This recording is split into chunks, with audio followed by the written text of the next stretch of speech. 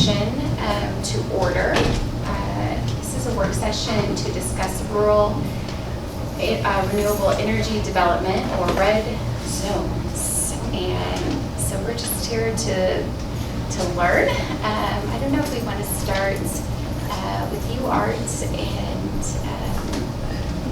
you can kind of lead us through what we need to know.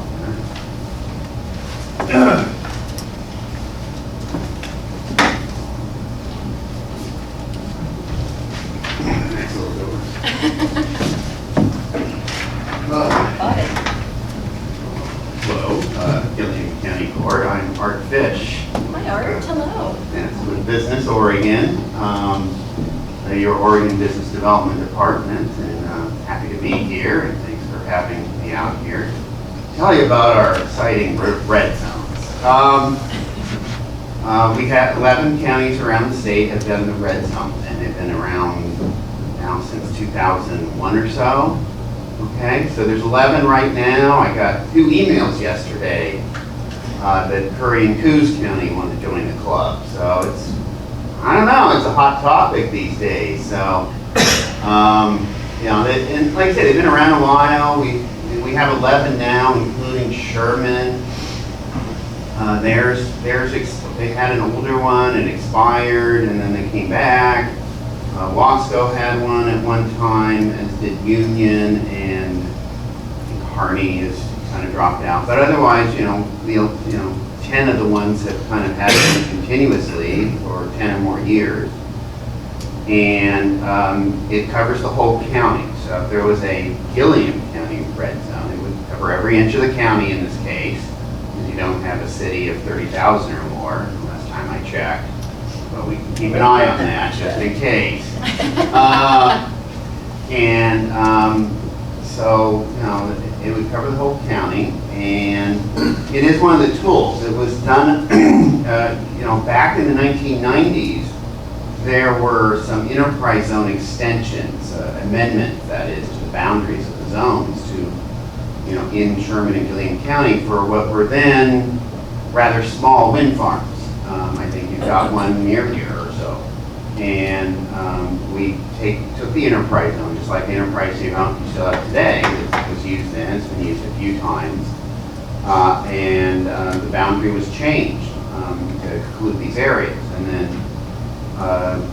And so people looked at that and they said, that's kind of a lot of work for just, why don't we just allow for whole counties to be red, these red zones, so they can do the same thing.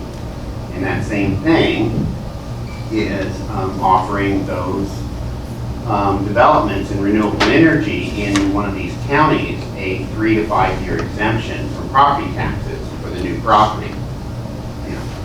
And it wasn't just for wind farms, but they would be exempt if you did one in a red zone. It's kind of the 3 years once you create a red zone. It's like an enterprise zone. It's basically the 3 years is kind of an automatic deal for anything that's eligible in that zone.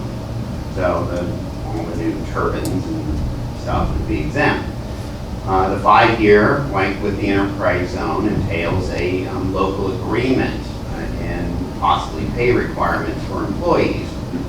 And that could be, so that allows for the exemption to be 2 more years. It's not a long-term exemption on the order of SIP and another program that can be up to 15 years. These are relatively short periods, and like I say, that was done with some smaller wind farms. But what happened after 2001 was that wind farms just exploded in size. And so we didn't see the red zones used for wind that much, and counties such as yours chose to use SIP, the Strategic Investment Program, as a way really to just mutually set up something with these wind farms that were so large that they certainly were more than large enough to make sense under the Strategic Investment Program, which I won't delve into quite yet.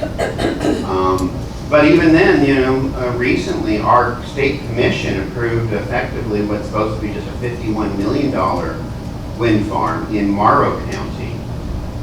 It may not get a whole lot out of the SIP, relatively speaking, because of its size.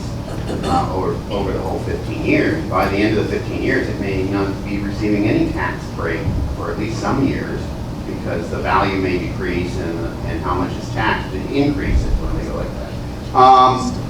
So, there's nothing that forbids, even fairly modestly. So, I mean, they don't have to be Caithness, in other words, or Shepherd's Flats to use the SIP. But the red zones were designed and have been used by about 2 wind farms over the years. I think Patu Trail one in Sherman County or somewhere used it.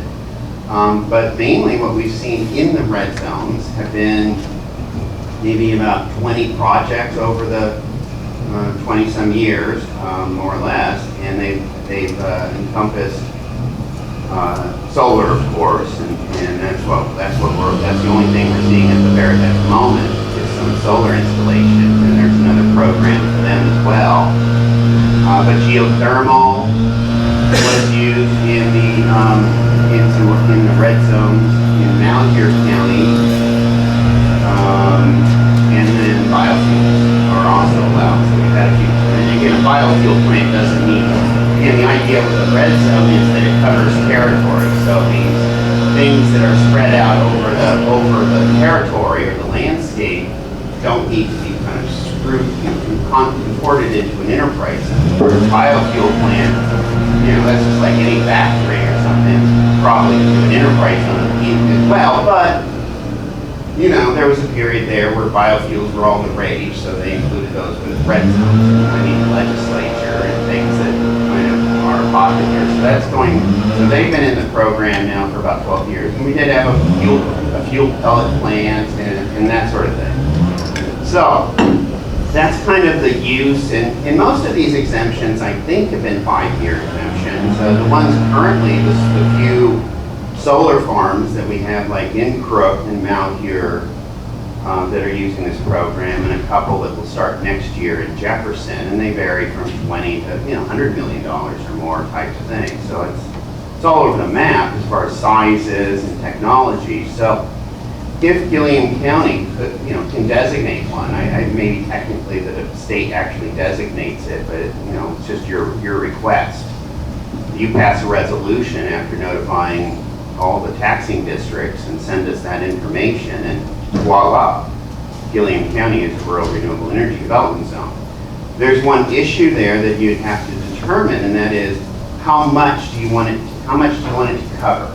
The law in this case says that only no more than 250 million of sort of initial value by project can receive this exemption per designation.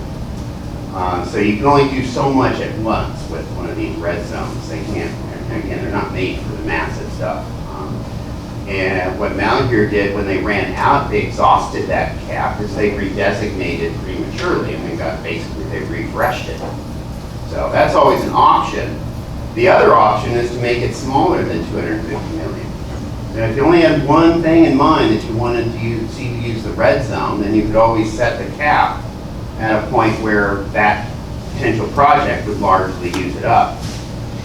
But, the idea of a red zone is like an enterprise zone. Basically, it's a welcome mat. You throw it out. So, it's not meant to be necessarily one project. So you might have other things. You might solar this or wind that or something, So there might be other things that you could do it with. And then I suppose the interest I'm getting from Curry and Coos relates to title development and that sort of thing. So that's kind of the red zones. I think it's a good tool. It doesn't, for some of these, power producers, okay, they're kind of unique as developers go in that, they lock into this long-term contract. So, they just want to have a nice sort of model for revenue coming in relative to how much they have to basically pay down what they paid up front. They don't have a lot. Even a wind farm has a relatively small operating cost. So it all comes down to, how much can I gain revenue to pay off the big capital expense at the front end.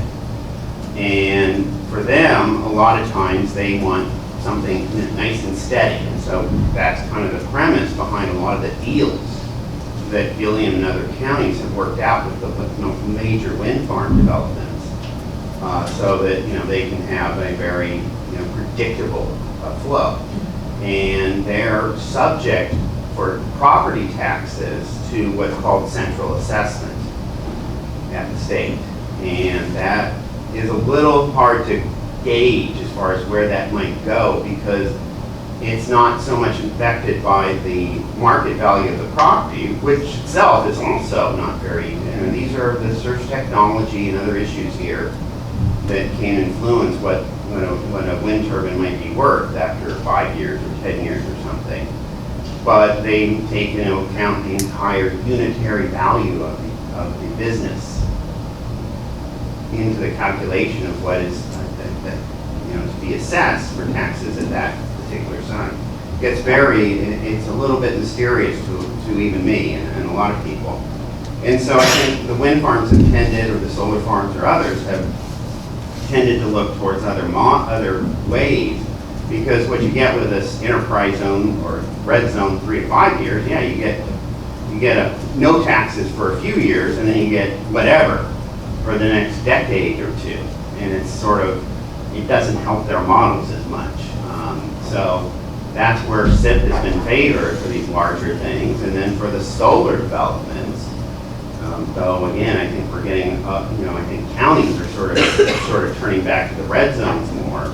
But for a while there was some various solar projects, and I think there's quite a number of them around the state that have been covered under another program that I can discuss. But I call it the pilot, or the solar projects thing, which only solar can use.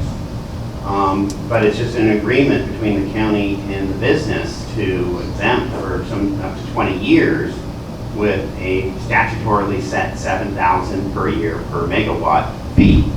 It's kind of reminiscent of these SIP deals. But it's just for solar, and it doesn't have, and like SIP, it doesn't have job requirements. And that's another thing with these renewables relative to red zones and enterprise zones, is that they may or may not hire very many, if any, people on a full-time basis, especially solar. And so with red zones have the enterprise, it's just the standard 3 to 5 year exemption, so naturally it carries with it the requirement of the greater of one job or a 10% increase in your employment, in this case countywide. So that's an issue. The law does have 2 waivers that the county, in this case, which would be the zone sponsor, can waive that requirement. One would be the normal one under enterprise zones of $25 million, if that's the size of the investment at least, in qualified property. And that allows them to waive the job or 10% increase. Usually it's just a job. I mean, again, if it's something big, usually one job in the county is a given, even for solar. So that may or may not be a problem. I don't think PERC, for example, had to do a waiver for the larger thing they've got down there. With red zone specifically, there's a waiver allowed at $5 million in total cost or project value, and that's at $5 million. Takes resolutions, a resolution if it's a red zone county sponsor, and and that doesn't. The only difference between that and the $25 million is that there's no provision for additional requirements in the resolution. It's just a waiver of the job thing, and then you could either you could then also give them the 2-year extension that way. So that's about all. I think it's just what questions you might have or others, and if we had more. I'm feeling like we could all use a little more information about some of the projects or developments that you may be envisioning here that are triggering your interest. So, but because I can't say a whole lot about which one, without dollar figures and stuff. Do you guys have questions for? One of my questions is the difference between the SIP and the red zone, but I think you've answered my questions. Well, I could do a rundown. Yeah. I mean, the advantages between Yeah. the two. Well, I think with SIP, I mean, one of the advantages of the red zone is the project can be rather small. Okay, I mean, it can be, this 50 million project in Morrow County is kind of at the border between where I think SIP makes much sense at all. But Morrow's never been interested in a red zone for some reason. So I think there were discussions, they were entreated years ago by entities to do that. But with the waiver, the 25 million in those days, that was one job. And so with the red zones, they can be small things, they can be, you just create it and the businesses can go off and do what they want. They don't necessarily need to come back to you for more than an extension if that's in the cards. So it's like an enterprise zone in that it's just sort of open for business. It can cover a variety of things. The SIP, on the other hand, is fully under your control. No job requirements, but it does take, just the way the program works, a large investment. And you can work out a variety of different deals. How much you can do is limited if there's not a lot of, if it's $1 billion like Shepherd's Flat, all sorts of things you can talk about. If it's a smaller project, there isn't that much, but you have a great deal of control with SIP. And you can say no or yes at any time. Again, it would be kind of hard to turn away, you've done a lot of wind farms. It would kind of, you have to stop just doing wind farms. You could just pick one out and say, oh, we don't like them today, but otherwise you can go with, Well, we could. But you could, but you might. Wouldn't be the right thing. It might not look good as a public agency to, unless you had a good reason, unless there was an author or good reason, something you could stand on to that out, So that's sort of the base. SIP doesn't, but SIP you have to kind of negotiate a whole thing and I don't know if anybody on this court, it's been a little, well, no, we have one tag lately, so you've been up and about doing these things lately, so it's not like you'd have to relearn stuff. It's one tag. And then maybe Golden Hills is in Sherman, they've kind of come back around. So, Montag's the latest one. Is that all done up there? I wonder. Have they powered up yet? November 1st is their commercial operations date. Oh, so we're close. Oh, okay, so they'll start using the SIP then in 2020 at this rate. So that's good to know. I hear about them in Salem, so.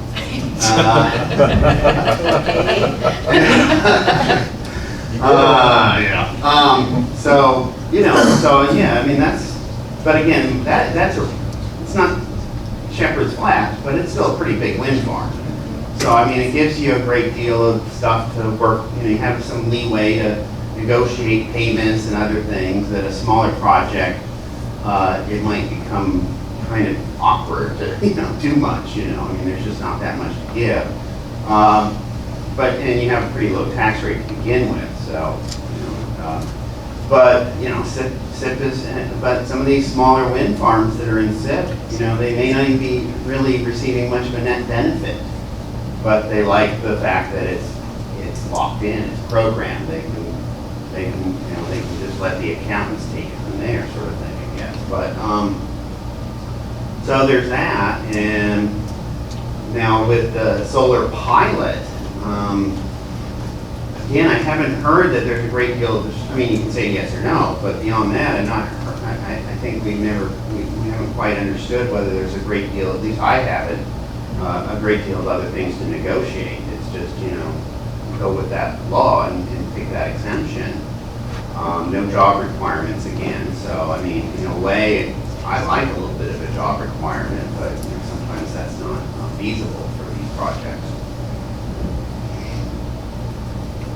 Other questions?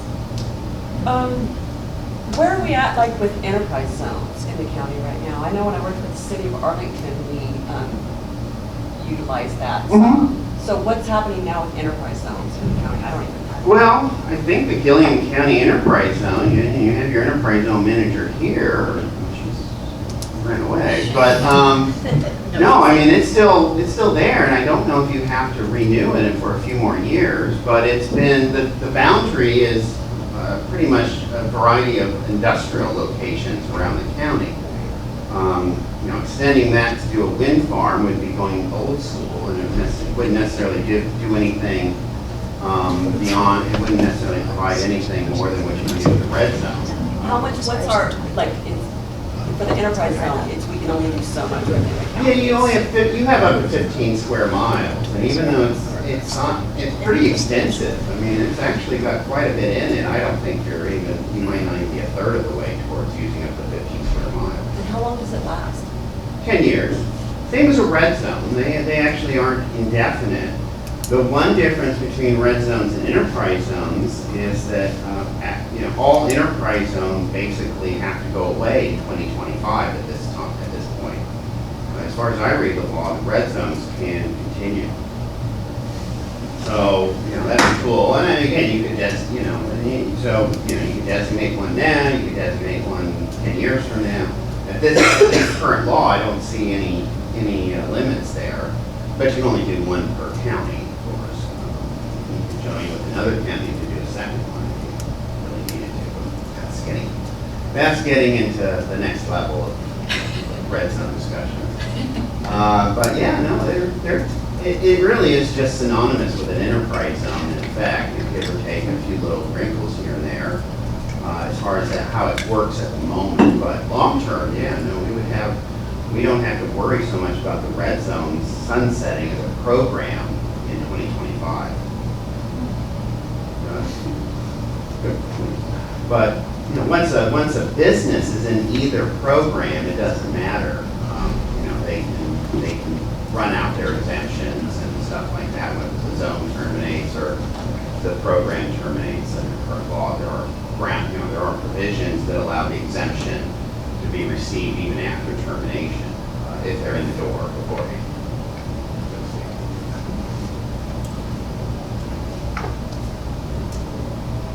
Questions? Did Nathan and Chet, did you guys go to the training yesterday?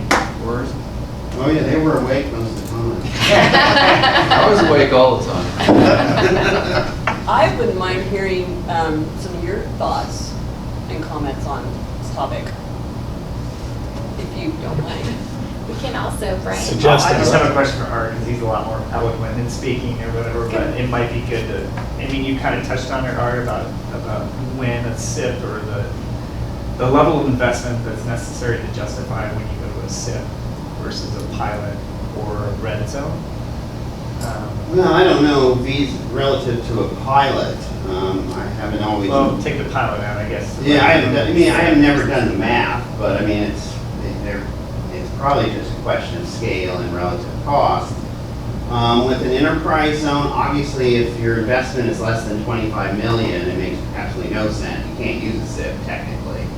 And as you go above that, you might be able to use a SIP if you don't have access to the 3 to 5 year, but it just gets relative. And you know, from a business perspective, they may value the SIP predictability. Though most of the I don't deal with the renewable energy sector exclusively by any stretch of the imagination. A lot of businesses would prefer more upfront savings, and then they can go with what the property value would dictate as far as taxes go. So usually when we're comparing, say, a 5-year enterprise zone to SIP, it might need to be $80–100 million depending on the nature of the property before, you know, the SIP would be a better deal for the company.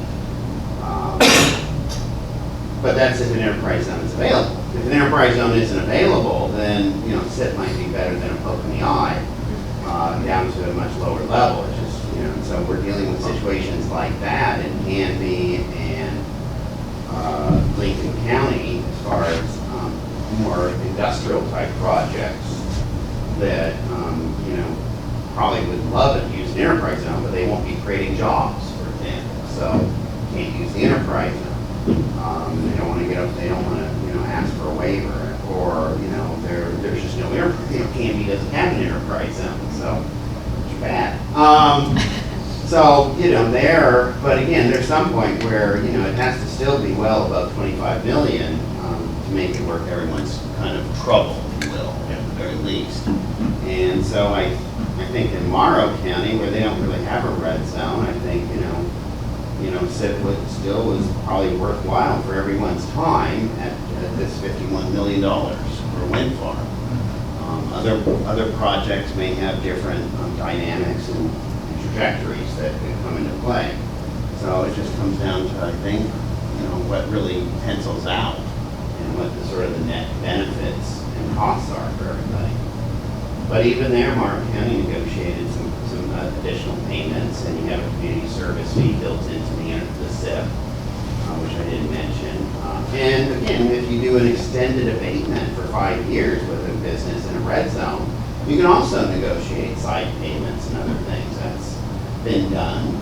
It's not as common with extended abatements, but certainly the larger projects and enterprise zones have had any variety of additional requirements of that nature, other types of things, community benefits and stuff. So it's just a matter of how much can the project afford, relative to the time and effort put into it. But the larger things definitely can do more. So yeah. Is the Morrow County project the Wheat Ridge? That's an interesting one. No, that's a much larger wheat ridge, and we recently amended that project description to include not just the wind farm, but a solar farm and battery storage. So that's going to be quite extensive. Now, the one I'm referring to is called the Orchard Wind Farms. Yeah, no, and like I say, I mean, it's only like maybe 2 dozen trees or something like that. So it's, it's relatively modest wind farm by what we've seen across the Columbia north central part of the state. Heard of that? Now you have. Now Oh yeah. Additional questions? We may have others that come back up. Oh yeah, I won't go anywhere for a while. We want to hear from Brian next. Brian, did you want to come up and just talk about, I don't know if you want to talk about where Montag is and Sure. and kind of how this might fit into some of the stuff that we're phase 2 and other things we're looking at. That would be great.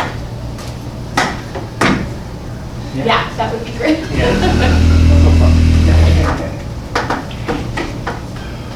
I don't know the Orchard Wind Farm, I was just looking it up to see where it's located. I had these poster boards, so just to refresh everybody where the Montag Solar Project is. Getting a second use out of them is always good too as well from the public meeting we had, so everybody see this. But anyway, it's just a couple facts that we can throw up there. I don't know. Maybe it'll stay. Yeah. Might be a little lower for that. But, I am here to kind of advocate for the red zone, and I can kind of give I think the most value that I can add is kind of giving the commercial reason why, and why I want to see the red zone improved in here. So, Art did a great job of explaining what the red zone is, and mentioned that there are, I think, 11 other counties that have adopted a red zone. We're currently utilizing the red zone in Burke County for Oregon's largest operating solar project, the Gallup Solar Facility. And the red zone was, instrumental in helping the project.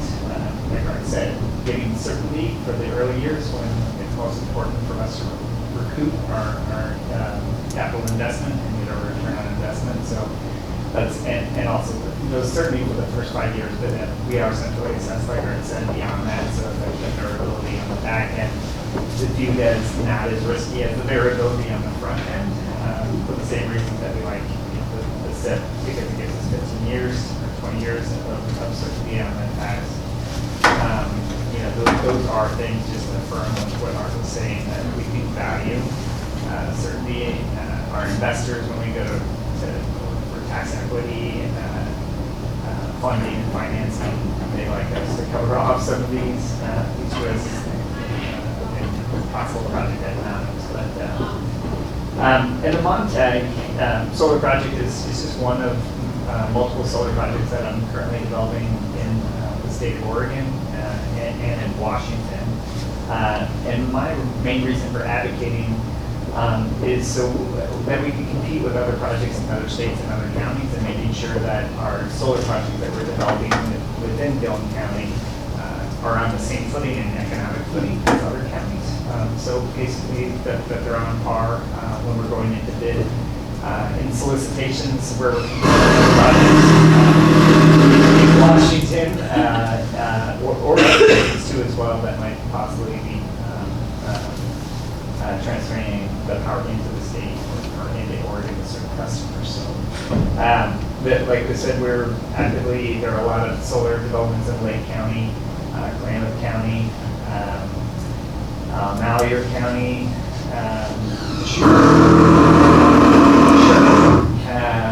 Gilliam and Morrow, Umatilla.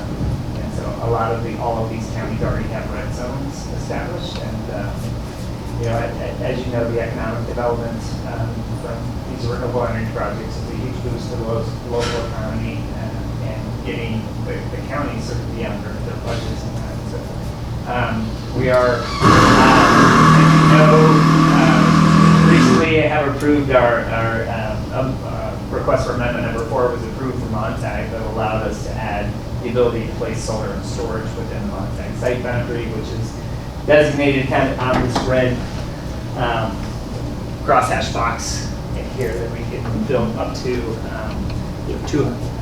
basically enough land. It's based on an acreage basis, but 1,200 acres of solar, which would roughly be a 200 megawatt solar project. And so we would have this as our primary, most probably advanced solar development in Gilliam County, and have been actively marketing it to customers right now. So that's a 2021 project. But that is, that's our primary, but close behind that, there's other solar projects. We've really seen the advantages, with the red zone and the benefits in Cook County too as well. And we do believe it gives an edge to our projects when stacking there against the other projects and the bids that we've seen from recent RFP activities that don't have the property taxes is something that helps the project really get competitive advantage. And then as Art touched on, there is a certain threshold of investment where it makes certain sense to either jump to the SIP zone, or the SIP agreement, or the pilot, or the red zone. Obviously for us, it used to be the pilot of the $7,000 per megawatt. Pilot was a really good deal for solar, but that was back when the cost of solar was set when the cost of solar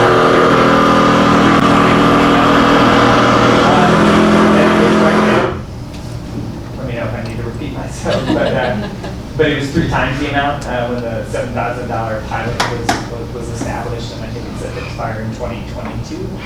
I don't follow it. Yeah, but because of the declining cost of solar, the pilot agreement at that fixed rate is actually not as advantageous as it was before. And that the red zone is the most, for an investment that's below a SIP threshold for assessed value, it is the best tool that we have out there. Is the red zone over the $7,000 pilot. It is slightly not that much difference.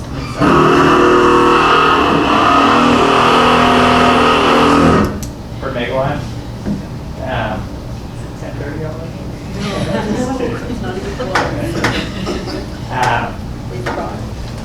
But we're utilizing it, we back up against, looking at just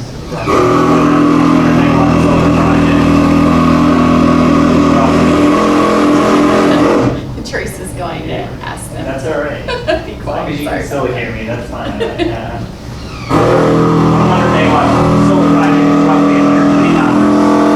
Ballpark somewhere in there. on a lot of things, but, you know, it's a good enough ballpark figure to take into account. And then when you take into account that solar has a federal incentive of the investment tax credit right now, that is, well, the way that the investment tax credit, the ITC works is you can get up to 30% of your capital investment back shortly after you have achieved commercial operations.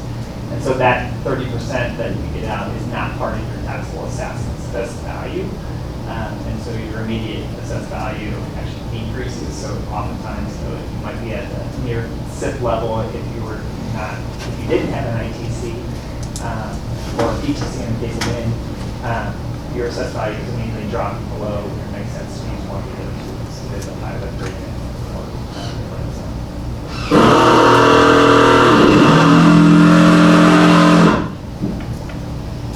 I don't know if I pause right there to see if they have any other questions.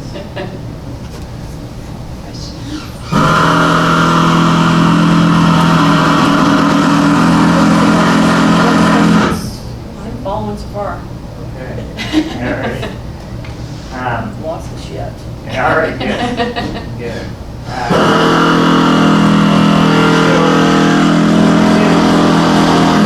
Recently, want to talk about, did mention since I'm up here, just about the Montague solar project. And of course, it has a SIP agreement, which was part of the larger SIP agreement that we then more recently split into individual SIP agreements because the clock on the SIP agreement for that three-project SIP agreement had started in 2009 when the Pebble Springs project and the Juniper projects came online. So we recently split out the agreements so we have a full 15-year SIP extension period for Montague.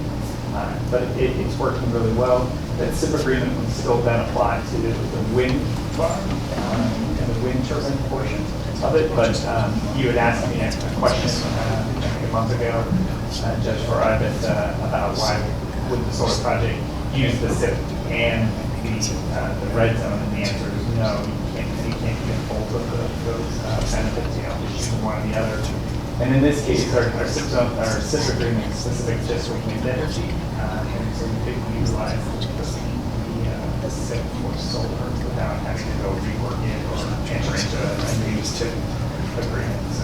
Our people there have a question, I think it does include solar. Didn't it get amended? It got amended to include solar. Well, the Wheat Ridge one in Morrow did. No, the Montague one I'm pretty sure did too. Yeah. Didn't we adjust it? I'm pretty sure we Yes, did. it includes solar. That was my big I question about why they don't pushed think for the we red caught that zone. in our project description, state Yeah. level. I think we were really specific not to include solar energy, as we thought that it would be a material right, well, difference. But I am frequently look at wrong. it. So I haven't looked at it. Still, And it was before my I reserve the right to I be haven't wrong. looked at it for what, 3 years, so. Because that was my big question is, why the push for the red zone when the solar for Montague is covered under the SIP? Yeah, and to the best of my knowledge, I can pull it up here. The Wi-Fi network and can pull it up and look at it, but I think it excludes solar energy. And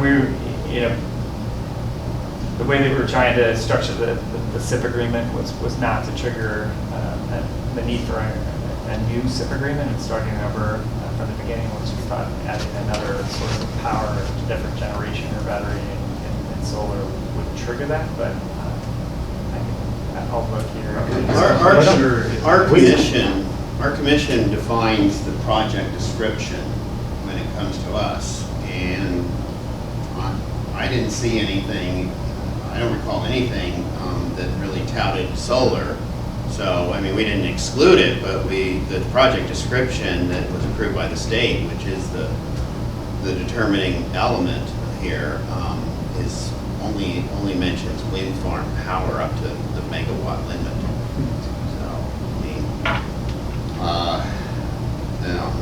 Like I said, the agreement may have included it, but we didn't catch anything like that and stuff. But that's why we went back to our commission for the Wheat Ridge one, was to modify that project description to include other things. But that was the first time we ever had solar in a SIP.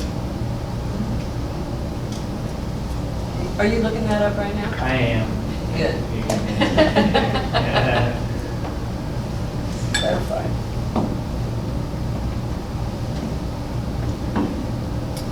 While I'm multitasking here, I did want to just talk about Montag. I recently just wanted to, not always do we require our contractors to track on what they spend within the local community, and what does that mean when we do track it. So I asked our construction team to provide those numbers for the Montag Wind project. And so they define, pull this up, local spend that they track on is within a 100-mile radius, and which in this case also includes Portland. And also locally purchased materials, sand, gravel, rock, concrete, lumber, water, etc., fuel, oil, local construction contracts, and then per diem. The per diem then captures all of the spending for the employees that they're here, for housing, and everything like that. So for Montag right now, we're at 8.2 million in local investment. So I thought it was a meaningful number to share. It's what it means. It's, aside from the property taxes and the other benefits of the project in the local area, but just the local impact that it's had. None of the bigger radius, but I probably shrink that. Probably 95% of that is probably more within the realm of Golden Dale, the Dalles, and more of a. It shrinks It even shrinks more as more you get to probably Gilliam County the- itself. yeah. It's probably more of a, Sounds really most big, but it's 95% not. of that's probably within a 40-mile radius of the project site, because they're not traveling that far, so. I'd say 10% is probably Gilliam. Or are you saying it's more? No, I'm just saying there's probably actually more than that. We found that, a lot of our construction crews have been very creative about finding housing. Renting rooms within houses, just finding other homes that are vacant, living, finding places in Arlington, going to Condon. People do, a lot of folks are coming from the Dalles too as well. But yeah, there is a lot of local folks that are renting houses and housing locally.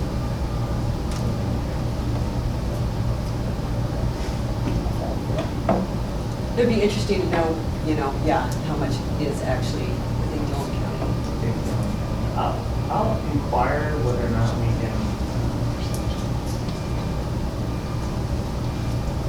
can break it down on county.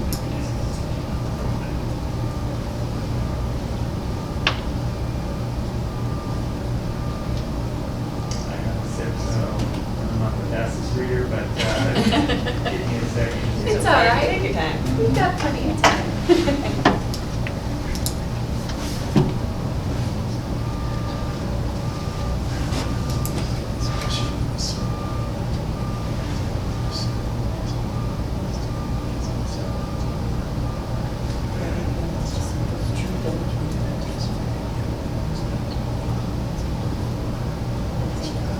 Judge Farrar, can I ask a question real quick? Of course. It's of art, because I haven't been following, so all enterprise zones expire or terminate or sunset in 2025? That is right, Michelle. Okay, so So we're, if something expires I mean, before, your legislators can do something about that. right, Yeah. but if a zone should expire before 25, it would not be eligible to even reapply? Oh, yeah, it can. But it And would right be- now, the zones that will be redesignated, they all want to be redesignated, I presume. They'll get 5 years. And Okay. so, I think by 2024, if the legislature hasn't done anything, I would probably tell people not to bother, but, I mean, a lot of places will want that last year if that's all that's left.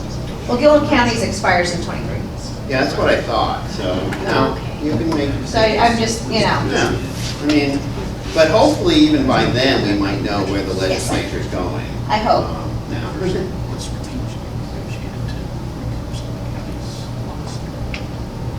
Are they, is there a sense of, are they just wait to the last second to consider it, or is there Well- some opposition to extending? It's hard to read. The enterprise zones they're not unpopular as a program. But, there is a lot of pushback on tax things. for businesses, and so we've seen income tax credits sunset and not get renewed if they're really in the business world. So it's hard to say. We're going to try to probably start the conversation in the 2021 session. And, so, I mean, again, I don't know how, I think beyond the revenue committees, there's not a lot of awareness that this is coming up, but among a lot of local areas, they'll be looking at this, but it's still for the next for the present legislative session. Let's see here.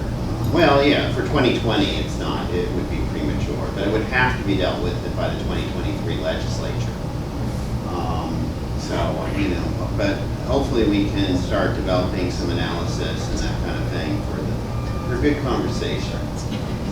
But it's going to be interesting. But like I said, your zone hasn't been used much in the last few years, but it's still. But otherwise, the program, even the 3 to 5 year program, is quite heavily utilized in various manners.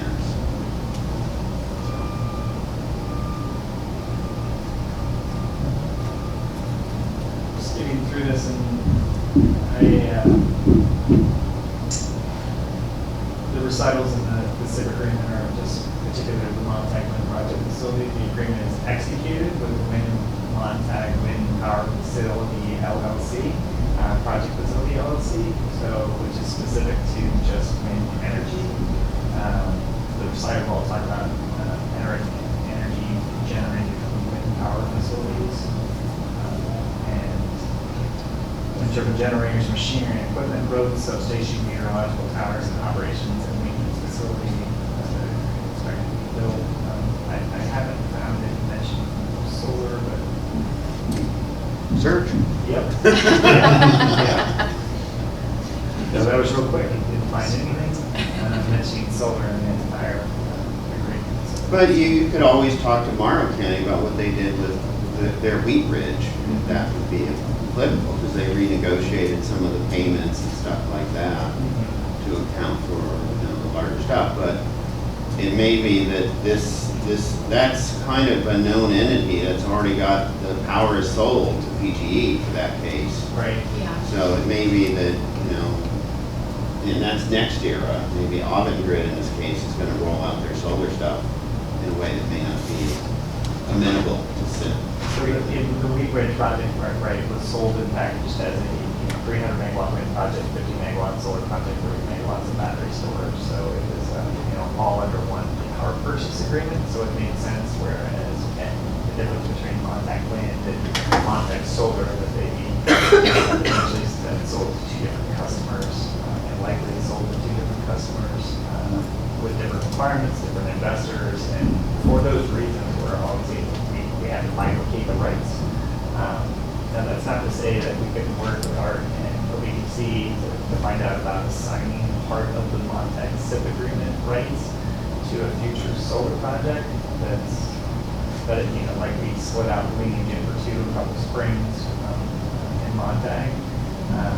But I'm not quite sure what that would entail. Well, just to cover the solar under SIP, you renegotiate yet another amended and revised agreement with the county. Possibly they can do a public hearing. Not clear if that's necessary. And then goes to our commission. Our commission does this is the first time we'd ever did it, was for Wheat Ridge. And so we did an amended resolution by our commission that was done to revise the project description to say it's not just this wind stuff, it's now this solar stuff too. So that became part of the eligible project. Right. But, but again, in that case, they are doing now a big, huge build out of solar that I think is going to come online pretty much with the wind. Your wind stuff is obviously well ahead now of what you would do with solar. So there's a lot of different issues here that may, militate against going down that path and just doing a red zone. That was but again, it's, you both have different, different things here to look at, as far as what's simpler, easier, more advantageous. Yeah, what is the advantage between? Yeah. Yeah. And again, you could do a red zone. Again, I don't know if you have the jobs. You have to look at whether you need to do. Thank you, that made me feel better. Except that was my mother-in-law, and I'm going to call her back just to make sure not something. I mean, the one thing with a red zone is if you get approval for the red zone, and you get approval to extend abatements of 5 years and a waiver of the jobs, you could do one project and build it out, and each project would get, each little stage or phase could get its own 5 years, and then you could do more later on. So, with the county's help to improve various things as you go along, 10 years, 5 to 6 years down the road, you could do a lot of different things with the red zone that would allow sort of more piecemeal, perhaps, whereas, because if you weren't sure how much you would just even do at this point, that you could just fold into the SIP, that might be an issue if you don't really know how much you're going to build out and when and stuff like that. So, Right. Part of the clock on the SIP agreement would have already started with Montana when the project here, so. Yeah, I wouldn't necessarily want to amend it once part of the exemption's begun. That might be a little awkward for our commission. I'm not sure if the law forbids it. It's not a terribly restrictive law, but yeah, I mean, I think if because your exemption literally begins at this point when I live easily next year. Right. So there's no question it would be underway. But you can always amend stuff and add stuff later, and it just gets the remainder of the 15 years. But that was the struggle. That was, you understand that because that's why you took it out of the Pebble Springs Juniper agreement. I think for me, it's helpful, like Art said, the red zone is really, it's a welcome mat to the county that you're rolling out for developers. These are things that we look for when we're looking to go in and start developing a project within a local jurisdiction. We'll look at what are those property tax incentives, if there are any incentives, and if you have these in place, they definitely work. Everybody, the developers look for these, and it weighs into the decision whether we come into a county and start spending development dollars in developing a project for the utility scale side. It's one tool. And I look at it, it's a very helpful toolbox for the county to have varying levels of incentives. I mean, the SIP agreement is there, but again, it only applies and really has value if you have a large enough investment. A lot of solar investments these days are in the smaller increments, in the 50 and 100 megawatt size. And so it's helpful to have multiple tools for a developer to come in, whether it be an enterprise zone or a red zone, or the SIP agreement, or the pilot. And particularly, I like the ability for the county then to negotiate for an extended abatement period too, and the Form 5. I mean, Art's right, and as you probably well aware, solar projects don't require as much operations and maintenance as a wind project does as far as the employment level in general. We generally are hiring, like at our Gallup facility, which is a 56 megawatt facility in Prineville. We have 3 full-time folks that have been there since 2016 when it came online. So 2 of them work for SunPower, who engineering, procurement, and construction contractor, and owner of the equipment. Plus we have a full-time auto grid employee that's there and has been there since before it commercially operated. East, on the other hand, is our 10 megawatt solar project, or 13 megawatts DC, 10 megawatts AC in Sherman County that we just constructed and went online at the end of 2018, or August of 2018. And that project doesn't require, we still have the equivalent of a 1 full-time employee or employee and a half, I think is what we have with the facility, but it's not it doesn't require as much labor. So I just want to be real upfront about that. But the type of investment we're talking about the exemption, over $25 million for that matter. But it's just a great tool to have in there to attract folks to the county and bring development. When looking at roughly the solar resource is largely the same on the east side of the mountains, of the Cascades. So it's not as, siting solar is not as specific as wind energy, where you have to be on the ridges and the places where the wind blows, and it's more specific. So where you have fewer barriers to where you can develop solar, it's important to have the investment tools that attract developers to it. Questions for Brian?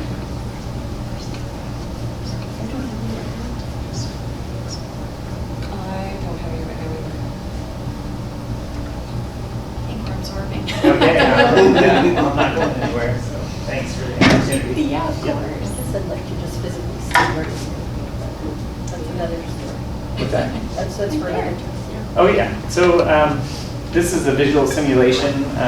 So this is right from on Highway 19. And I can pick it up. First, I'll flip it around for everybody. So this is the view looking northwest from where, if you know where the Columbia Basin Olex substation is, right before you drop down into Olex. So up at the top. So this is Highway 19. This would be the Weedman Farms, and the Weedman Farms, their ranching operations are there. So the project is roughly the 2 square miles that along Highway 19 on the west side of Highway 19, all Weedman Brothers farms. Right, basically our solar micrositing area that's on the map there. So it's, the attributes for the site are that it's flat and generally south facing, which is good. If not completely flat. It's, from a wildlife standpoint and a siting standpoint, or why we like this is, that it's in wheat and it's arable soils, but not high value soils. So there's this debate going on right now within the state versus Goal 3 and Goal 5. Protection for ag land, but also protection for wildlife and high value habitat. So ODFW is still putting on ag land, and LCDC and Farm Bureau is telling you to go put it on wildlife. So this was a class 3, class 4, and class 5 soils or arable soils are less controversial, but it's farmland and ag land. But it also is close to our facilities, our interconnection facility, which ultimately we have to get back to the Slat substation, which is off of Ray Road, just outside of Arlington. But we're tying into existing Montag wind infrastructure and the generation, our 230 overhead line back to the Slat substation. So by utilizing that existing infrastructure, we were able to decrease impacts for Montag 2 or Montag Solar by being close by to the Montag facility. So we'd only require either a 2 to 3 mile gen tie back to the Montag substation. From there, it shares the 9 or 10 miles back to the Slat substation. So, anyways, again, looking northwest from Highway 19, right above Olex. Most everybody I think is not there. What's on Road Hill? Oh, we're just back to the Montag Wind Power facility. With that? I think I have a picture of that already. Yeah, you might. So, I can read it to everybody or hold it up. I don't know if you guys can see it. But, so the Montag facility, with the entire permit is a 404 megawatt wind power project. 201 megawatts are being built under the first phase of the project. And the remaining 203 megawatts of interconnection capacity we have at BKA Slat substation now could be wind or solar. And that is what we approved in the amendment number 4 to the Montag permit, which gave us these various scenarios, A, B, and C, that we permitted: wind only, solar only, or wind, solar and storage, or some kind of component of it. And so we just added approximately 13,000 acres to the site boundary, which is the area that's designated in green that we were previously leased by the Baseline Wind Project, which was a Horizon project or Sun Edison project, which they went bankrupt, terminated the leases, and then we came in behind and then we were able to sign up those landowners and have that property. Otherwise, we would have done it a long time ago, back in 2008, 2009. But there was a lot of activity at that time for development of wind projects, and we're fighting for landowners. But that's the reason why we're adding the 13,000 acres. It actually fills in the Montague site and gives us a more uniform and continuous lot of land. So at the time we first submitted it, we had asked for 640 acres, up to 640 acres within our micrositing area, but we subsequently doubled that just so we could cover the full 203. And that was more of just looking at the current state of the market right now, just with the production tax credit for wind that's been phasing out that we talked about before, that it started phasing out at the end of 2016, being reduced by 20% at the end of 16, 17, 18, and then 19. And then if you have not built your project or brought it online by the end of 19, then the production tax credit is gone. Unless you then safe harbor equipment, which is whether or not you bought equipment, actually you paid for it and manufactured it 5% of your capital investment before the end of either 16, 17, 18, thus qualifying you for 100%, 80%, 60%, or 40% of ITC. So Avangrid did that at the end of 16. So we have 5 turbines at the Montague Wind Project, for example, that were safe harbor turbines that we bought in or paid for and manufactured at the end of 2016. So we take 5 of those turbines that meet or exceed our 5% of our total capex for the project, thus qualifying it for 100% ITC. The other 51 turbines were turbines that were manufactured just this last year by Vestas, and they're different, and that's why we have 2 different types of turbines out there. Well, they're all Vestas, but ones that 5 of them are 3.45 megawatt turbine with a smaller blade diameter, and then the rest of them are 3.6 megawatt, 136 meter rotor diameter, so larger turbines.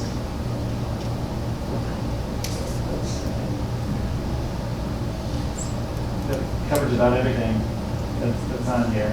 And again, right now our best estimate, based on where we are today and with customer certainty, which we don't have customer certainty, but we're hopeful that the next phase of Montague would be in the 2021 timeframe. That's probably as early as that we can bring it online, whether it be winter, summer. So just construction cycle, engineering, design, procurement timeframe.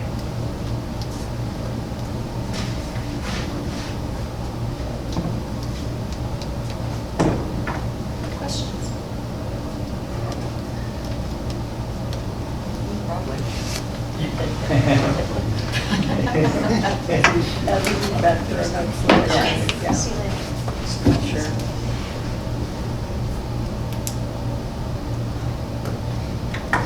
I do want to, and I guess I can talk to you guys later. Chet, Nathan, I didn't get a chance. Well, actually, I did call you yesterday, but busy. We I were in a kind of like to meeting. hear. Didn't call We me back. were in a training, we were spending. I know, I forgot. As soon as I did that, I thought. Yeah, it was a good time. We had, All there were been actually hanging like 20 people there. That's wonderful. What was yesterday? Oh, man. Oh boy, I missed it. You have to start over. We had it. Damn hard. It was a workshop A workshop. on all these programs. Tax Okay. incentives. A lot of. But for the public. For the public too, okay. Yeah, I mean, anybody can go. Yeah. Okay. Michelle or Sandy, do you have anything you'd like to? Yeah, I guess for me, I think the red zones, I don't see any problem with doing it. It's a great addition to the toolbox. But when they talk about SIPs or red zones or whatever else, they're designed to entice these projects into the county. This project, Montague Phase 2, was already brought in. The SIP agreement was done 10 years ago. It's been refurbished. And I guess I would say that I think it would be a mistake on the county's part to allow Phase 2 to break that SIP. I think you'd be much better off to amend it to make sure it includes the solar. because we're gonna lose the community service fees, all those other additional payments that have been agreed to. The county, right now, one of the biggest things coming down the road is the ending of the existing SIPs. And this SIP is one of the things that's gonna ease that transition over time. And I think it would be a mistake to let that long-term transition period where we're stepping down SIPs go away. It'll be hard for the county, which relies on a significant portion of that for operations. And it'll be hard for all the organizations that rely on funding from the county to keep operating.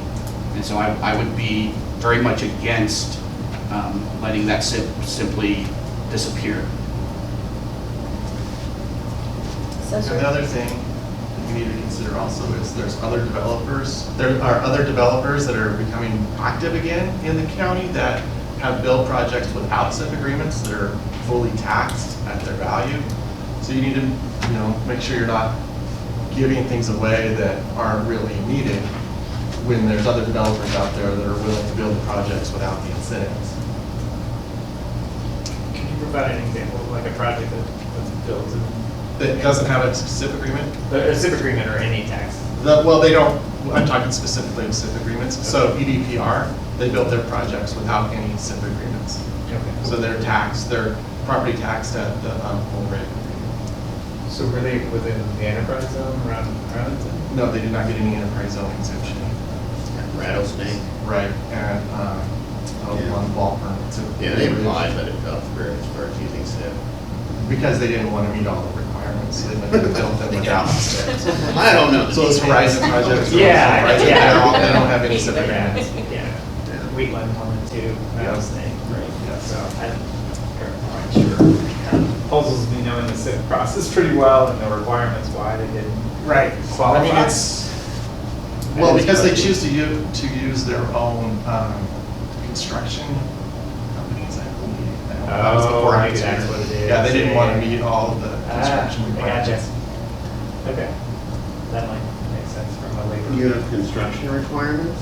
They're supposed to source locally. I'm not sure exactly, right, what those. They might have run into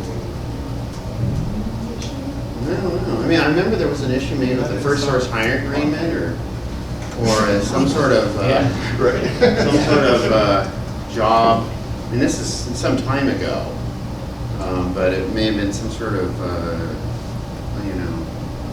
title company or something like I that. have no idea because that was long before I was. Yeah, I mean, it's a head scratcher for me. I can't figure out what requirement for them that we are currently meeting under our SIP agreements. I mean, because I'm curious, because, we, back in Salem, I'll be back at meetings that will be talking about Montag and Res, and some people don't know if you've hired locally enough, at least by their definition. Right. And so I don't know, whose definition of local we mean. I mean, I'm talking the unions out of Portland are not too crazy about stuff. Right. But that's one issue, and then it does sound like you're pretty keen on what is happening locally, and that there is quite a lot happening locally, where all the workers come from. Obviously, I don't know. And the first source hiring agreement is more around the operation. Yeah. It's around the operation phase, not the construction phase, so even that, I don't get it in many ways, but. And just to clarify, Sandy, what your statement about the SIP agreement, I mean, whether or not the county could require us to go through the SIP agreement or not, I don't think we would, as we would have to go and amend the agreement, and that would have to be initialized by us, but one, it would make the project less competitive, just because of the size of the project and the capital investment. The SIP agreement, we'd actually rather pay ordinary taxes on a 100 megawatt solar project than paying, go under a SIP agreement. Our tax liability actually would go up by our analysis. And so we would elect before, even if there's no red zone, if there isn't a red zone, we'd elect for the pilot agreement and go under the pilot agreement, and we'd have that ability. But unless the project got to a large enough size where it justified the SIP agreement, then. Well, isn't it going to be, did you say it was going to be over 25 million? So, but there's more factors that go into Well, sure. just 25 million. Yeah, I get that, but just that You have to be far over that threshold of 25 million What was the value? I can't hear. That was something. Oh, so I don't know the true value until we know what the equipment is, the panels, modules, and the industry is fluctuating constantly on the cost of it. I just threw out for What the estimate? just like discussion purposes, that a 100 megawatt solar project would be roughly $100 million. So you are right. But then you take the Whether ITC, it's so serious. you take the ITC on the 100, the 30% ITC on it, and then you knock off 30% of that 100, so your tax liability is reduced by that. As we discussed with the $51 million project, Yeah. Warren County, you get to the point where it's. That's the orchard project you're referring to. Well, I mean, in lieu of the SIP, I mean, if you did an extended abatement, or you did a waiver in the red zone based on 25 million, not 5 million, it's your choice. You could use the 25 million, then you could work out some payments or something that might be, comparable. I mean, it might not be SIP magnitude, but it would, be something, I guess. So that's, there's some flexibility here to work things out. But, I mean, again, Gilliam County is not the highest tax rate in the world. So, so I can see how Rattlesnake and Wheatland have obviously been okay, back then. But yeah, I mean, if you're willing to build it anyway, I don't know. It just depends. No. Yeah. So, yeah. But I mean, your preference, yeah. Yeah. Yeah. So I mean, it's just a matter of finding a Yeah. new sort of equilibrium in your understandings here. Yeah, that's the other, question is maybe the red zone is actually more beneficial to the county if you go out for 5 years and you negotiate some fees, because after 5 years it becomes taxable, and the taxing districts may think it's more advantageous for them. That's somebody else we need to bring to the discussion, is people who take the hit because they don't receive any of their tax revenue. Right. No, it's definitely a good conversation to have and weigh out that, what the county will require for an extended abatement for years 4 and 5. And the standard is pretty well set. It's a 3-year complete abatement for the first 3 years, but then on the back end of it, after 5, it's the full value of the assessed value of the project at that. So, and really the county should weigh out what, looking at the agreements that you have and your budgetary concerns for the future, and when things are rolling off and when it might make sense for your budget versus, the various forms of the agreements. So, that's, something you guys can take a better look at. That's one of the biggest issues that the districts have with the SIPs, is it gives the county so much control over all the money that they think ultimately belongs to. Definitely, you get the discretion, right? And that's what But they think just the opposite in Moscow. So. Really? Well, I mean, compared to the long-term enterprise zone that they've used with Google, where there's no community service fee that does have to be distributed. So, the 500,000 payments that you currently receive from Caithness and others do have to be shared with your taxing districts, which I don't know if they're that numerous in some of these locations, but yeah. So, I mean, SIP is a little better for local, but I can see where they might still think the county is kind of the big brother here. Or sister. Maybe more appropriate. Any other questions? I have thousands of them, but. Okay. Well, that's what we're That's here good. for. Let's ask them. I mean, Well, I not right off the top of my head. I No, know okay. as we progress and as we get closer to making a decision. Yeah, well, Gonna Michelle want knows my more number information. until I change it. Yeah. Did you bring us your card? Yeah. I've Oh, boy. got our home phone. No, he's having lynched up. I will just say that, like, whether, you're getting taxed under a SIP agreement or no agreement, I'm here, because I like this county, I love doing business in this county, but the difference between 0 tax dollars, because the project gets cited in another location that has that benefit, versus, receiving some tax dollars, is just, that's why I'm here today to advocate for the red zone. And that's what I just did, a couple months ago in Sherman County too as well, to pull these counties on par that, to making sure, like when developers looking across the board, and I'm developing in 7 different counties in here, that to keep them all on equal footing, so when we have an offering to give and an RFP, that we're able to essentially offer the same price on county, and then it becomes more of a decision of, do you have the transmission rights and other things that are beyond the county's control, but at least you can do what you can to put your, on the same economic development foothold as other counties, and that, so, because rather than miss out on a project being built in the county, 0 tax.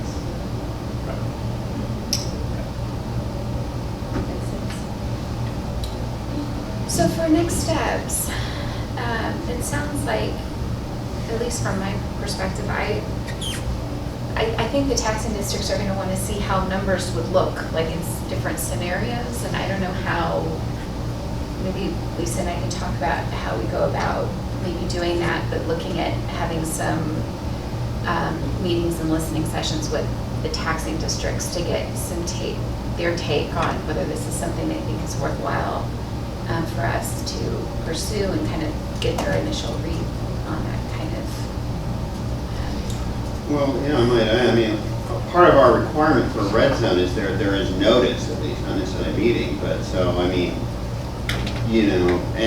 but if you did go out and talk to them, you might want to do it under the guise of that, so that then if you decide to do it, you don't have to then, do another notice. I mean, it'd have to be within about 6 months that, we wouldn't treat it as about, current enough anymore, of course. But I mean, you might want to put it under that as a notice to consider a red zone, so that then if you decide to do it, then Michelle doesn't have to re-notify them all again and stuff. We worry about Good suggestion. Yes. Fantastic. Okay, Lisa and I will come up with a plan. All right, anything else on this piece? Okay, then I will adjourn the work session. We will come back for a regular session in about 10 minutes. We are 1 minute behind. It's 10:01, but I will call the meeting to order. And the chair notes there's a quorum, and let's do the flag salute, please. I pledge allegiance to the flag of the United States of America and to the republic for which it stands, one nation, under God, indivisible, with liberty and justice for all. Where'd everybody go? They don't want to know any of the rest of this stuff. Apparently pretty boring today. That's okay. Boring is okay. Boring. Okay, additions and revisions to the agenda. I had sent you guys just a heads up that we might need to pull the CCS contract. The state actually got back to us and they're okay. With the changes. So that is okay to keep on consent agenda if you guys are okay with it. Okay. So I don't have any additions or revisions. Unless you guys. I don't, no. Okay. Moving on. 3.0, public comment. Individuals wishing to address the county court may do so at this time and at other times throughout the meeting. Speakers are asked to raise your hand to be recognized by the chair, give your name and address, and limit comments to 3 minutes.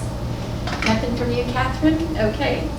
Correspondence, I do not have anything. I actually have one down at my desk, but I will bring it in November. It was a thank you note from one of our 4-Hers who benefited from the donation that we made to the auction committee.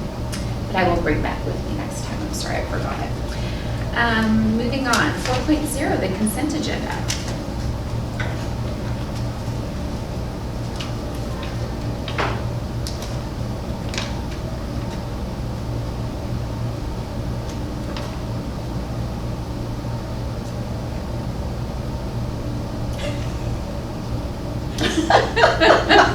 I move we accept the consent agenda. I'll second. Okay, it's been moved and seconded I to wanted to make sure I had seen everything there, just in case I didn't. But I have. To approve Review all that. the consent agenda, which includes consider approval of September bills pending review, consider approval of September 18th regular meeting minutes, Consider approval of revised City of Condon Ward Street lease agreement. Consider approval of STIF grant agreement number 33773. Consider approval of revised letter of engagement with local government law group. Consider approval of Columbia Basin Electric application for activities in the county right-of-way. Consider approval of revised contract with Community Counseling Solutions for developmental disability services. Consider appointment of Commissioner Leslie Weatherall, Susie Anderson, and Marta Michaelo to the Gilliam County Board of Property Tax Appeals, BOPTA. Consider approval of the intergovernmental agreement with Sherman County for BOPTA independent assessment services. And consider approval of the intergovernmental agreement with Morrow County for BOPTA independent assessment services. Is there further discussion? I did have, I think, 2 questions. If I can find it. Okay, so legal counsel. How is that working now between the, where's my agenda? Between Jeremy now and, is it Christie? And Christie. How's that gonna work with the 2 different firms? So basically, I'm just monitoring what needs to be done and sending based on, sometimes based on partner. I think the city would probably prefer that we use Christie. And based on what we've got pending with council. So if I know that, like right now, Jeremy's working on Willow Creek. So if there's anything really pressing that needs to be turned around quickly, I'll probably send it to Christie. So it's mostly just kind of the judgment call on how quickly they're turning things around. Staff going to? Staff is primarily coming through me Okay. if they need something. So,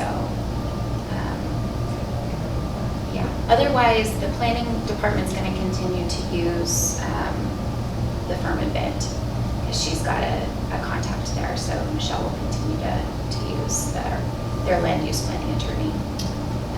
So that won't change. And most of the requests will probably go to Jeremy if it's coming from an elected official. Christie's just kind of being used as a to remove some of the bottleneck that we're having. Good, okay. The other question I had was on the Ward Street, just a quick question, on the Ward Street lease agreement, a year written notice, get out of it? What we wanted to make sure is that since the county is putting money in for construction of the building, that we wanted to give them ample time to do that, to get out. And then that, we were fine with that. Okay, that just kind of jumped out at me. I was like, No, it is a long time, but we didn't want to, after they put in, $35,000 worth of it, to say, oh, out. Yeah. It's nice now, thank you very much. Okay, and then the other thing I had, and that was the 4.1, the exhibit 4.1 or whatever it is called. When can we see that? So Jeff, this has kind of been a chicken and the egg because Jeff needs to actually put together those cost assessments, but didn't want to bill us to do that until we had an agreement with the city. So that will be forthcoming? Yes. Okay, that's all I have. All right. Further discussion? Thanks. Okay. All those in favor? Aye. Aye. Any opposed? Motion carries. Okay, moving on, unfinished business. 5.1, first reading of ordinance 2019-02, establishing a fiber council, an ORS intergovernmental agency. So this is the vehicle by which we need to use to move forward with approving the intergovernmental agreement with the city for our fiber management partnership. And so because it is an ordinance, it requires 2 readings. And so we will do the first today if the court would like to move forward with that. And then we will look at scheduling a special meeting, I think on the day that we have Tri-County Court. And it'll be the 23rd, just briefly to do the second reading and approval. And so where we, from the last time it was on the agenda to today, Christie reviewed and revised the agreement. So there are some changes. A lot of the stuff is mostly just clarifying the scope of the council, what functions they have and responsibilities they have and do not have. And then also just clarifying a few things on the financial arrangements so that we're clear, and Nathan and Kelly are really clear about how to implement it. They have reviewed the language and are okay with the language in there. And then Christie also included what I thought was very helpful language on just setting out clear processes for if there's ever a dispute between the parties, this is the process that we'll use. And should down the road we decide that we're going to dissolve it, sort of setting forward an orderly process for how that would be accomplished. So I think, I mean, Catherine and the city's council have reviewed it. I think, at least from both perspectives, I think they have an agreement, unless there's just something really glaring in here, but it's been gone over with a fine-tooth comb several times now. And so if you guys are prepared, then we would just go forward with the first reading and then bring it back to us here in a couple of weeks. Okay, sounds good. What do you think? I move to have the first reading of ordinance number 2019-02 by title only. I said, Okay, it's been moved and seconded to have the first reading of ordinance number 2019-02 by title only. Is there further discussion? All those in favor? Aye. Aye. Any opposed? Motion carries. So I will read this. Gilliam County Ordinance Number 2019-02, establishing the Fiber Council, an ORS intergovernmental agency. I move to accept the first reading of ordinance number 2019-02 by title only. Second. It's been moved and seconded that we accept the first reading of ordinance number 2019-02 by title only. Is there further discussion? All those in favor? Aye. Aye. Any opposed? Motion carries. Okay, we will bring this back on the 23rd and do our second reading. We'll have to have two readings also, and so our first reading will be tonight, and I'm hoping our second reading will be a special meeting on the 15th. Okay, moving on to 5.2, consider approval of batch plant lease with Hood River Sand and Gravel. So basically what I did on this one was take the lease agreement that Jeremy had drawn up for the Ward Street lease actually, and just modified it to fit the batch plant instead. And so it's got all of Jeremy's required language in there. It is currently with Hood River Sand and Gravel. They have not gotten back to us on if this is acceptable or if they would like anything changed. And so I am just recommending that if we do decide to move forward today, that we allow for any of those revisions that they request, as so long as legal counsel is okay with those changes. Yeah, I was just questioning the loader. Are they interested in using that loader? I included it in there. They did not indicate one way or the other.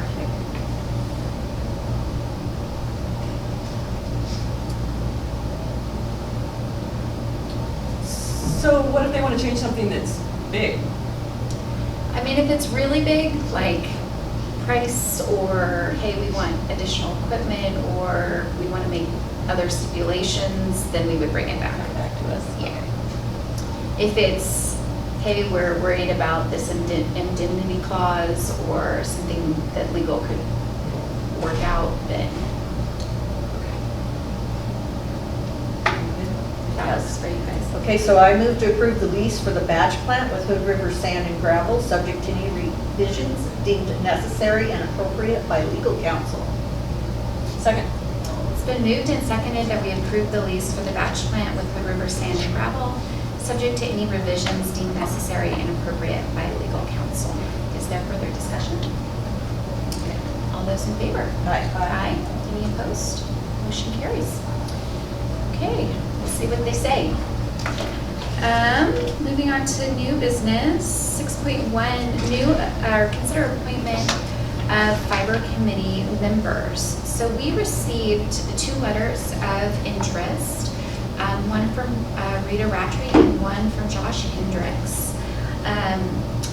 My recommendation on here, and Teresa's recommendation, is that we consider appointing one of the applicants and then forward the second applicant to the Fiber Council as the 5th member, because there's, the way, once it's enacted, the way we've set it up is the city will appoint 2, we will appoint 2, and then those 4 collectively will appoint the 5th. And so my recommendation, because of where they live, is that we would appoint Rita, and then, since she's outside of the city limits, and then have Josh be recommended to the council as the 5th member. Because I think both would be great additions. Yeah, sounds good. So, and then I'm happy to serve since I've already kind of followed this process through, and Which is what's nice about Rita, is she's familiar with what's been happening and exactly. up to speed. So that would be my, Any learning curve there. that would be my recommendation. After reading Josh's letter, it sounds like he would be valuable. Yeah. I think Yeah. he would be Right. fantastic, and especially because he's actually using the technology in a way that I think long-term we hope that people will move home and telecommute and be able to bring their jobs home with them, kind of thing. And so I think his perspective would be very valuable in the council as well. Two good candidates. Yes.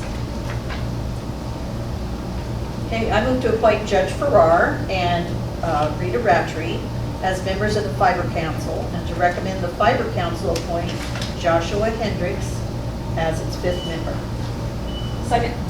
Okay, it's been moved and seconded that we appoint Judge Farrar and Rita Rattray as members of the Fiber Council, and to recommend the Fiber Council appoint Joshua Hendricks as its 5th member. Is there further discussion? All those in favor? Aye. Aye. Any opposed? Motion carries. Okay, board member reports. Leslie? In her book. In your Well, book. You're gonna laugh, wait and see. Oh, gosh. I had it, Sticky I had notes. it, I had it in my book like this. That was just camouflage. Well, I started working on this, you know, at work, so Yes, it's you like didn't have a clue. She's a scratch paper. a lot, And writes all over it. Okay, oh, one of the things I wanted to mention after reviewing the minutes from the last meeting was that, you know, when we talked about doing the annual reporting and the department reporting, the mandatory reporting that we're going to do, I'm wondering if, rather than having them all be right before budget time, that maybe some of them can be spaced out a little bit, because some of them won't really have budgetary issues that they need, you know. So I just wanted to kind of give us a little flexibility to maybe try to stagger them a little bit, so we're not just hit in one quarter. Yeah, with- because the planning commission don't have any true budgetary. Yeah. Okay. Good idea. I did attend the District 3 meeting last week, parts of it. Saw you there. Yes, I did. Due to dental, dental work I had to have done, emergency dental work. Anyway, but that was, I thought that was very good. And it was good to get together and get to see everybody. I have an upcoming meeting on October 8th, the North Central Public Health District.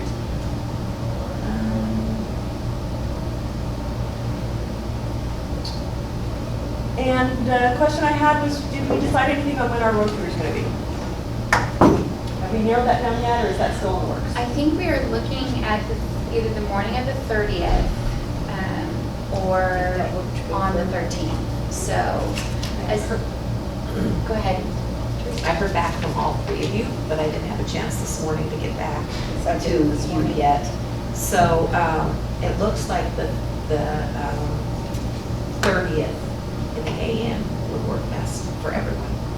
If that's okay. And I Sounds got to get good. hold of Dewey. And so have we established which end of the county we're going to do first? Can that be left up to Dewey yet? Yes. Okay. Perfect. Yes. Okay. Okay. And then we'll just, October Catherine, 30th schedule the at 8 fiber a.m. council late enough in the afternoon if we can. I'm guessing that we'll schedule it around 4. That's what I was hoping. So the mayor will be back in town. Perfect. That's what I. Yeah, and I'm So- available on the 13th, but I would have to be back on the 10 by 3:30. Right, that's why, so I thought, Let's do the Let's get it done, 30th. get it done too before the weather goes. Right, Yeah. exactly. Let's do that, because Who knows? it could be winter by It November could be by the 1st. 30th. Or it could be 95 degrees. Yeah, we just don't know. So October 30th in the AM.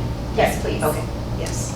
Thank you. And then the only other thing I had to say is that the noise parade and the skits are tonight in Arlington.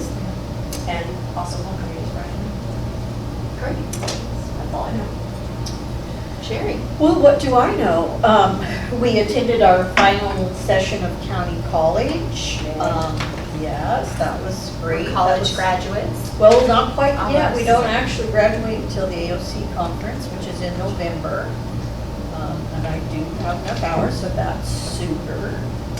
I did attend the morning session of the AOC District 3 meeting last week, and it was great to see some of those people we haven't seen since last November and reconnect and make some more connections with, seen Jim Doherty from Morrow County a couple of times. He was at the meeting yesterday from Business Oregon's session in Arlington, so it's nice to connect with Morrow County. I think I had a lot of questions for them on things that are happening as well as Sherman County and some of the things we learned this morning about their solar and wind projects that are going on.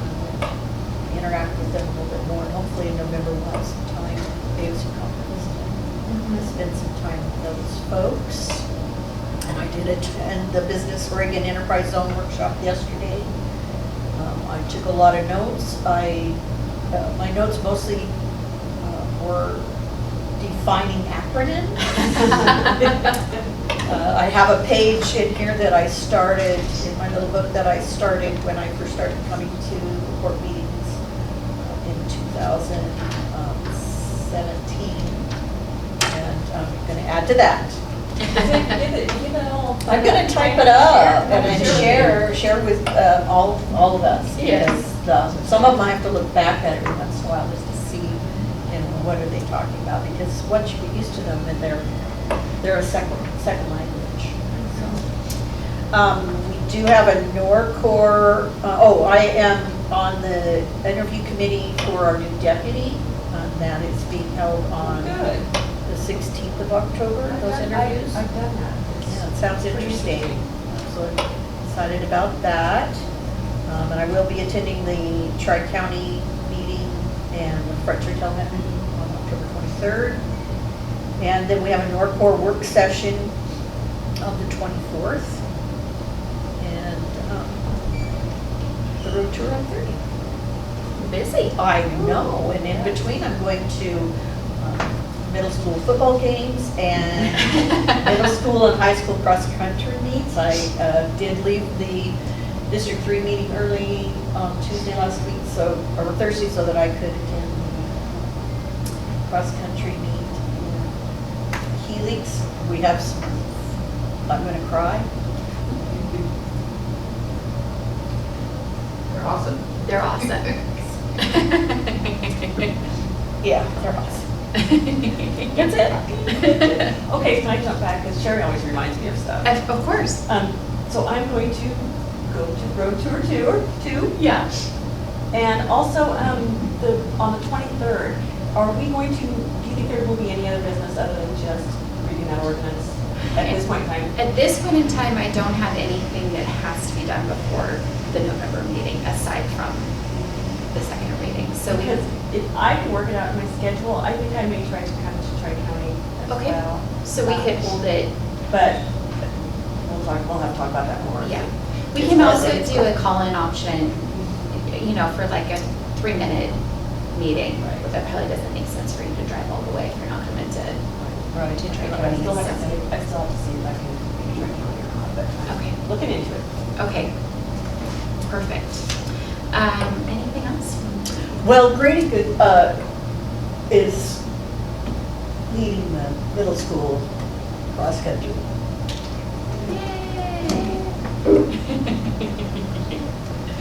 Okay. Some updates. So you will notice if you go downstairs that we have rearranged the office space. Yes, and it looks amazing. So Teresa is where the closed conference room used to be. And then Lisa's moved into Teresa's spot. So, and then I'm gonna have Jeff come by probably after the wedding, judging by how much time I have left in the office between now and then, to come and start looking at maybe reconfiguring it a little bit, whether the doors make sense where they are, and do we want to do something a little bit different in there. Teresa even has a cute little spot for me and encouraged me to come more often. She made a little commissioner place in the back for you. Or the front, Or the front, wherever you prefer. We're open here. That's good, because I need to go do some AP. And there's a spot for both of you now, so. We'll have a spot so where you nice. can sit separately and not have to share Talk office. to her. I want to see your office while it's still all being tidy and. Oh, she gonna be I was really gonna stay detailed. that way. Oh, is there? She's I'll check back. she's I'll check back. computer based, folks. Yeah, she probably doesn't have a lot of paper, A lot of paper. like I do. And I read. So, now that Pia is, by the way, welcome, Lisa. Yes. Lisa's first day was yesterday, so we just spent some time just really throwing a lot of reading material at her and getting her up to speed on different processes that we use here, procedures that we have or do not have, all those kinds of things. So she's hitting the ground running. It's fantastic. One of the things she and I talked about is maybe staggering our schedules so that there's somebody in the court office 5 days a week. So we're still kind of working that out. Right now I'm thinking it will probably take the Tuesday through Friday, and Lisa will probably take Monday through Thursday, since most of the staff that are her direct reports are in the office Monday through Thursday. So, but we'll kind of we'll be somewhat flexible as we go forward and figure out what we need to do to move that. I also wanted to give you guys a heads up that during our November meeting, and I will forward an email to you or ask Teresa to forward an email to you from Michelle, we will be needing to hold a planning hearing. And this is going to be actually a legislative hearing. It's related to basically changing some language that would allow some additional uses forgetting what the term is. But it's basically a consideration that the Woolery has requested that would affect them being able to put the Woolery up there on what is, I think she called it semi-industrial property. So she's kind of laid out what that process looks like, and so I'll have Teresa forward that to you. One of the things she did note, though, is unlike a judicial hearing where something's being appealed to us basically and we can't have ex parte contact, a legislative hearing, you are allowed to receive feedback from the public outside of this room. So we don't need to worry about if folks are weighing in with us about that change. That's appropriate and okay for us to do. Yes. So we will have more information from Michelle about the specifics here in the next several weeks, so you know what we're talking The about. Woolery's Oktoberfest is the 19th, is that right? Yes, third weekend of October? Yeah. That's I think nice. that's correct. Are you? Yes, we're going. We're going. I was gonna say, and We're going with you. We can talk about that later. You're driving, right? Yes. Okay. No invitation for me. I don't know. Let's You were see. there last year, weren't you? Yeah. I was not, I have never gone, so it's, Brian and I are looking forward to attending. I think we haven't had the opportunity. It'll be fun. Well, the only thing that bums me out is that it's on the same night as the event that they have here, and I would like to. Yes, it is. The scholarship.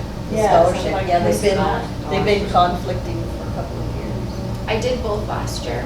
You just come to the Right. cocktail hour of Oktoberfest, and then you can just make the dinner if you.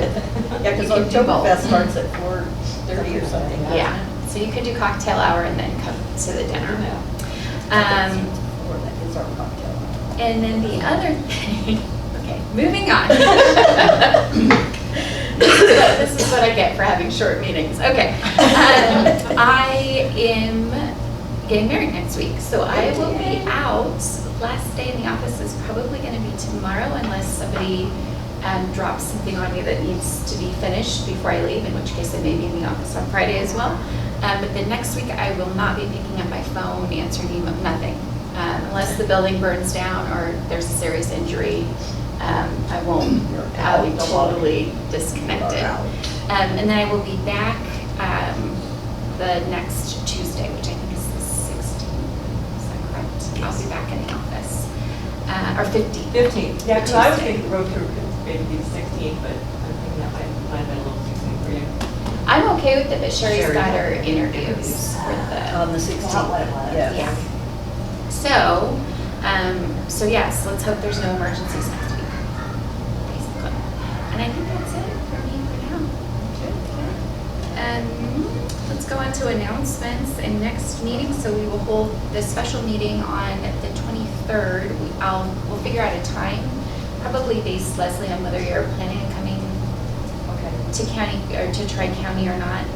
We'll just try to do it like right before, and then we can all head over to Fossil to be there in time for 10. So I'm thinking maybe 9 o'clock or so would give us enough time to do that and then get to Fossil on time. And then our next regular meeting will be November 6th here at the courthouse. We also have Tri-County Court on the 23rd in Fossil, 10 a.m. We have Frontier Tellin that afternoon. There'll be a budget a hearing for a supplemental budget. I should note for the record, the reason we're doing that supplemental hearing is that we have received yet 2 more USAC payments have come in the last week. Crazy. So another $100 and some thousand has come in between those 2 payments. So that's fantastic. And I think that's it for announcements. Can I give you one announcement? I should have done this during open. Of course. We're having a WebWorks tomorrow. So it's, we're working with McKed, Carrie Pipnich out of Mid-Columbia Economic Development Department, and it's 5:30 at the Memorial Hall. We're gonna go over, we're gonna have someone for Precision Ag from BMCC, also someone from the Small Business Development, and also a person that is an artist over in Wheeler County, and all these people are trying to show us how the internet is helping us out here, and since it's coming, and also Home Telephone and Columbia Basin will give an update to start it off, and hopefully we will have 5 minutes of time to give where we're at with our IGA and with the fiber project also. So I hope at 5:30 we also have cocktails at 5:30. Well, I would love to snacks. come, but cross-country starts in I know. Edinburgh at 4 o'clock, and I will not miss. What Yes. day was that, Catherine? It's tomorrow It's night tomorrow. at 5:30, but the programming actually starts at 6 and goes till approximately 8. So I'll leave you flyers, but if anyone can come up, Sounds love to very have you interesting. guys. And they have been getting the word out, but it's been kind of sketchy on this, so. Sounded very interesting. I think I will be here, so. Okay, great. Other announcements? Anything else? Okay, well then it is 10:31, and I'll adjourn the meeting.